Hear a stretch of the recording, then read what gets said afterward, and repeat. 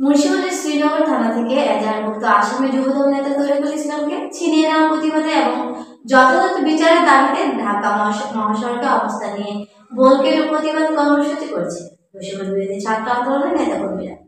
মুন্সিগঞ্জ শ্রীনগর প্রতিনিধি রিপোর্টে বিস্তারিত। শনিবার বেলা ১২টা থেকে দুপুর ১টা পর্যন্ত প্রায় ১ ঘন্টা দক্ষিণ কেরানীগঞ্জের ধলেশ্বরী টোল প্লাজা সংলগ্ন এলাকার মহাসড়কে অর্ধশতাধিক ছাত্র জনতা অবস্থান নেয়। এই সময় তারা ওই ঘটনা জড়িতদের দ্রুত বিচারের দাবিতে স্লোগান দিতে থাকে।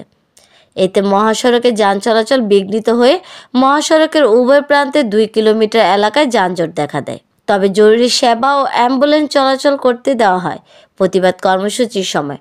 পরে মুন্সিগঞ্জ অতিরিক্ত পুলিশ সুপার সিরাজুদ্দিন খান শ্রীনগর আনম ইমরান খান ঘটনাস্থলে এসে আন্দোলনকারীদের দাবি পূরণের আশ্বাস দিলে ১ ঘন্টা পরে মহাসড়ক থেকে সরে যায় তারা। প্রসঙ্গত, শ্রীনগরে গ্রেপ্তারের পর ফৌজদারি মামলার এজাহারভুক্ত আসামি যুবদল নেতা তরিকুলকে থানা থেকে শুক্রবার রাতে ছিনিয়ে নেয় বিএনপির নেতাকর্মীরা।